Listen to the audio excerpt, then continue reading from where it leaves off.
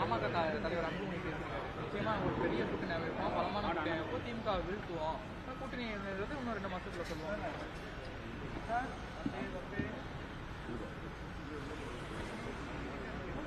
அது அவருடைய ஆசை. தன்னை பின்பற்றக்கூடிய தொண்டர்களுக்கு அவர் ஒரு நம்பிக்கையை தருவதற்காக சொல்லுகிறார். திமுக தலைமையிலான கூட்டணி மட்டும்தான் தமிழ்நாட்டில் ஒரு கூட்டணியாக இருக்கிறது. மற்ற எதிர்க்கட்சிகள் ஒரு கூட்டணியாக உருவாக முடியாத அளவுக்கு சிதறி கிடக்கிறார்கள். அவர்களுக்கு இடையிலே இன்னும் ஒரு ஒருமித்த கருத்தே உருவாகவில்லை, ஒன்றாக முடியவில்லை. கூட்டணியாக உருவாக முடியாத நிலையில் திமுக கூட்டணியை வீழ்த்துவோம் என்று சொல்லுவது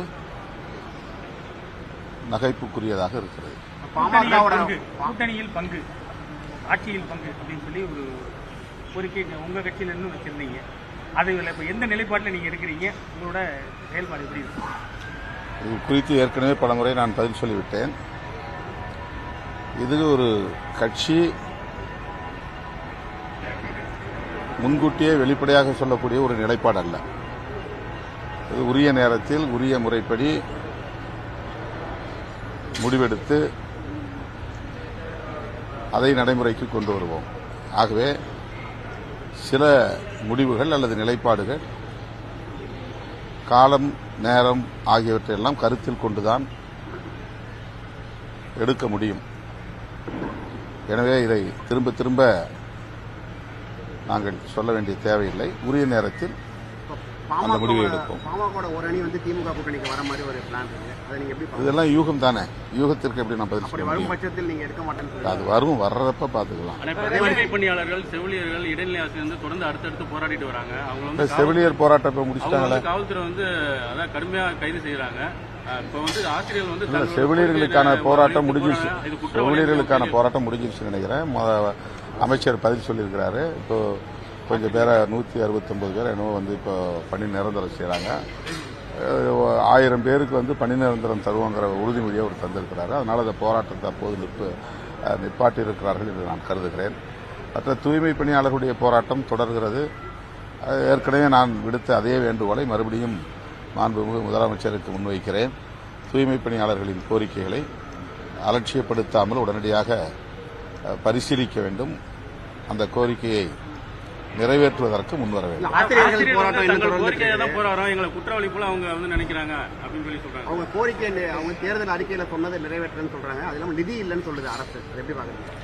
ஆசிரியர்களின் கோரிக்கைகளுக்கு ஏற்கனவே விடுதலை சிறுத்தைகள் கட்சி ஆதரவு அளித்திருக்கிறோம். அதே நிலைதான் இப்போதும். ஆசிரியர்கள் முன்வைக்கக்கூடிய, அரசு ஊழியர்கள் முன்வைக்கக்கூடிய ஓய்வூதியம் தொடர்பான கோரிக்கைகள் உள்ளிட்ட அனைத்தும் பரிசீலிக்கப்பட வேண்டியவை. அதிலே அரசு விரைந்து ஒரு முடிவெடுக்க வேண்டும். தேர்தல் அறிக்கையில் கடந்த முறை என்ன வாக்குறுதி தந்தார்களோ அந்த வாக்குறுதியை நிறைவேற்ற வேண்டும் என்றுதான் அவர்கள் வலியுறுத்துகிறார்கள். ஆகவே முதலமைச்சர் அவர்கள் இது குறித்து தீவிரமாக கலந்தாய்வு செய்து ஒரு நல்ல முடிவை எடுக்க வேண்டும் என்று வலியுறுத்துகிறேன். தொடர வேண்டும் அவசியம் எங்களுக்கு இல்ல, எங்களுக்கு நிறைய ஆப்ஷன் இருக்கு நீங்க பேசிருக்கீங்க. இந்த மாதிரி பேசுறப்போ அது எதற்காக உங்களுக்கு கூட்டணியில் சீட்டு கம்மியா தர மாதிரி இருக்கிறதுனாலயா இல்ல எதனால? அப்படி கிடையாது. திமுகவுக்கு பரிந்து பேசுகிறோம் அல்லது முட்டுக் கொடுக்கிறோம் என்று சில விமர்சனங்கள் வெளிப்படையாக வருவதனால் அதற்காக பேசவில்லை, கருத்தியலுக்காக பேசுகிறோம். நாங்கள் உள்வாங்கிக் கொண்டிருக்கிற சமூக நீதி அரசியல், பெரியார் அரசியல், அம்பேத்கர் அரசியல், மார்க்சிய அரசியல், அதுதான் எங்களுக்கு முதன்மையானது. கூட்டணி என்பது 2ஆம் பட்சம்தான் என்று சொல்லுவதற்காக அதை அழுத்தி கூறுகிறேன். அவ்வளவுதான். ஒழிப்பு மாநாடு அப்படின்னு சொல்லி நீங்க நடத்துறீங்க. இப்ப அடுத்தது ஜனவரி 2ஆம் தேதி அன்னைக்கு மதிமுக சார்பில் நடைபயணம் போக போறாங்க. அதுக்கு முதல்வரே துவக்கி வைக்கிறதுக்காக திருச்சி வர இருக்கிறாங்க. இந்த மாதிரி மது ஒழிப்புங்கிறது கூட்டணியில் இருக்கிறவங்களே தொடர்ந்து அமல்படுத்துறதுக்காக முன்னிலைப்படுத்துறீங்க. ஆனால் அதுக்கு எந்த விதமான நடவடிக்கையும் இல்லை. இது சம்பந்தமா என்ன விதமான நடவடிக்கை நீங்க எடுக்க இருக்கிறீங்க? இல்ல, இந்த கேள்வியை நீங்க முதலமைச்சர்கிட்டே கேட்கணும். எங்களை மாதிரி இருக்கிற ஆள்கிட்டே கேட்டுக்கிட்டே இருக்கக்கூடாது. மாநாடு நடத்துறது நீங்க அதான் நாங்களும் தானே அந்த கருத்தை உங்க கருத்தில் தானே இருக்கிறோம். மதுவை ஒழிக்க வேண்டும்ங்கிற கருத்து எங்க கருத்து.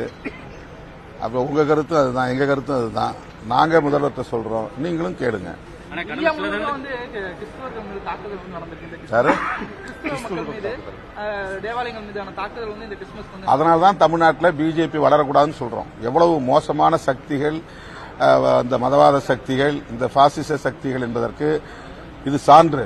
இந்த மாதிரியான தாக்குதல்கள் கட்டவிழ்த்து விடப்படக்கூடிய சூழலில் வேண்டுமென்றே RSS, பஜ்ரங் தள், விஸ்வ இந்து பரிஷத் போன்ற பல, அனுமன் சேனா போன்ற அமைப்புகள் கிறிஸ்தவர்களை குறிவைத்து தாக்கி, கிறிஸ்தவ பொருள்கள் விற்பனை செய்யக்கூடிய அப்பாவி மக்களை தாக்கி மிக மோசமாக நடந்து கொண்டிருக்கிறார்கள். இதுதான் பாசிசம் என்று பொருள். இப்படி நடக்கும் என்பது பிரதமருக்கு தெரியும். ஆகவேதான் அதை திசை திருப்புவதற்காக அவர் கிறிஸ்துமஸ் விழாவில் போய் பங்கேற்கிறார்.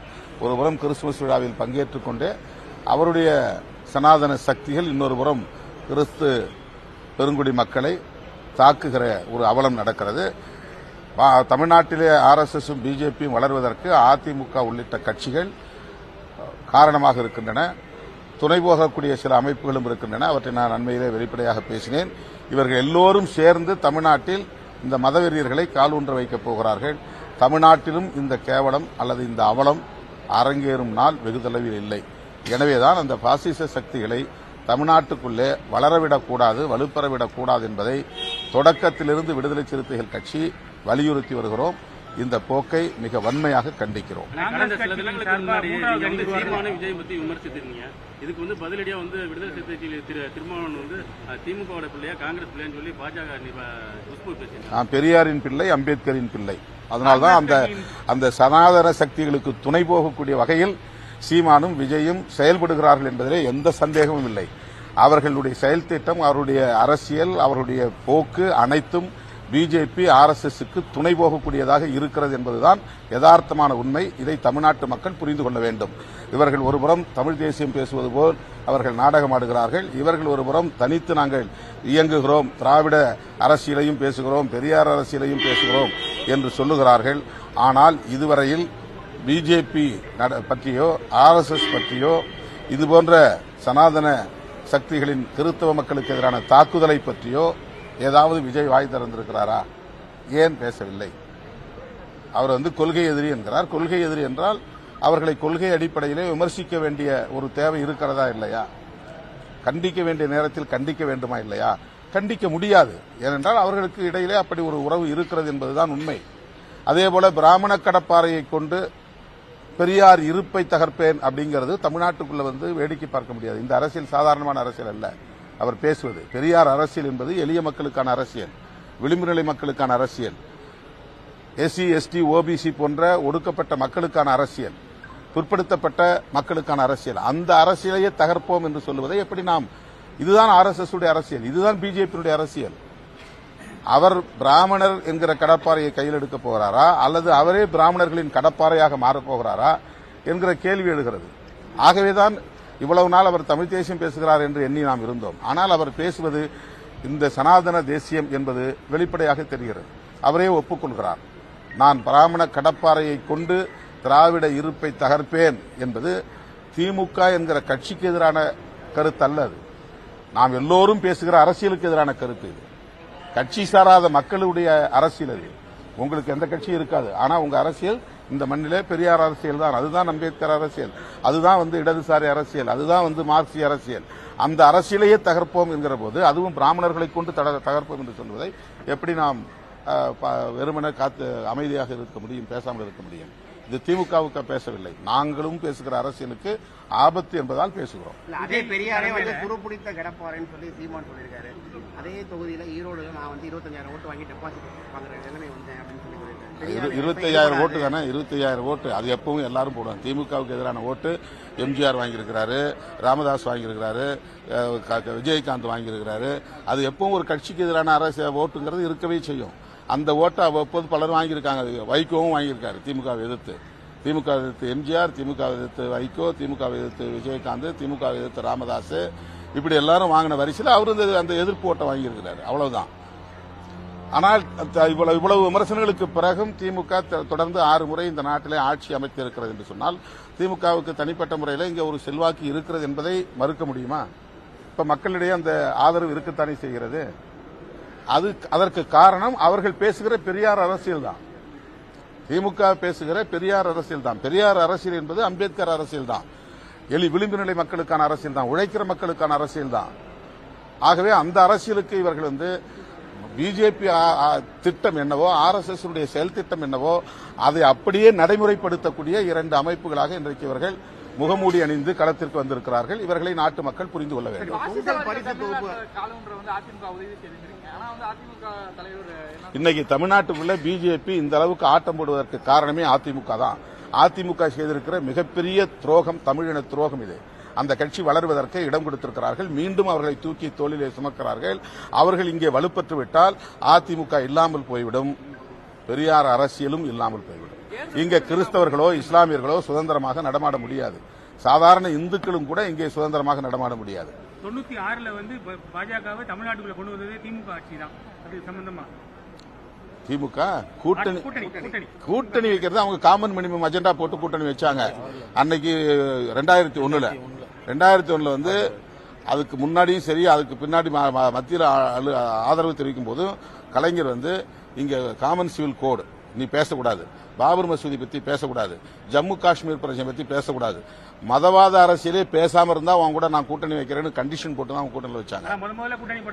அது தேர்தல் கூட்டணி வேற. ஆனா அவங்க கருத்தியல்ல இந்த மாதிரி நான் பிராமண கடப்பாறை எடுத்து இடிக்கிறேன்னு சொல்லலையே. இது வேற அது வேற இல்ல. நான் பெரியார் அரசியலை பேசிக்கிட்டு கூட்டணி வச்சுக்கிட்டு ராமர் என்ன என்ஜினியர் படிச்சவரான்னு கேட்டவர் கலைஞர். அங்க நீ சேது பாலம் கட்டிருக்கிறியா, அது அனுமான் போட்ட பாலம்ன்றீங்களே, ராமர் கட்டின பாலம்ன்றீங்களே, அது என்ன ராமர் எந்த கல்லூரியில் என்ஜினியர் படிச்சவர் கேட்டவர். அப்போ பிஜேபியோட கூட்டணியில் இருக்கிறவர் தான், பிஜேபியோட நட்பா இருந்தவர் தான். அவருடைய தலைக்கு விளை வச்சாங்க அன்னைக்கு. அதனால அந்த கல்கை, அதாவது தேர்தல் ஓட்டுக்காக கூட்டணி வைப்பது, அதே நேரத்தில் கருத்தியலில் உறுதியாக இருப்பது. ஆனா இவங்க கருத்தியல் அடிமையாக மாறி இருக்கிறார்கள். அந்த பிஜேபி பேசுற அரசியலே பேசுறாங்க, RSS பேசுற அரசியலே பேசுறாங்க. இது தமிழ்நாட்டுக்கு உகந்தது அல்ல. நாமெல்லாம் பேசக்கூடிய அரசியலுக்கு எதிராக பேசுகிறார்கள். திமுக மட்டும் பேசுகிற அரசியலுக்கு எதிராக பேசல, நாம் எல்லோரும் பேசுகிற அரசியலுக்கு எதிராக பேசுகிறார்கள். அதனால் நாங்கள் அதில் கருத்து சொல்ல வேண்டிய தேவை எழுகிறது.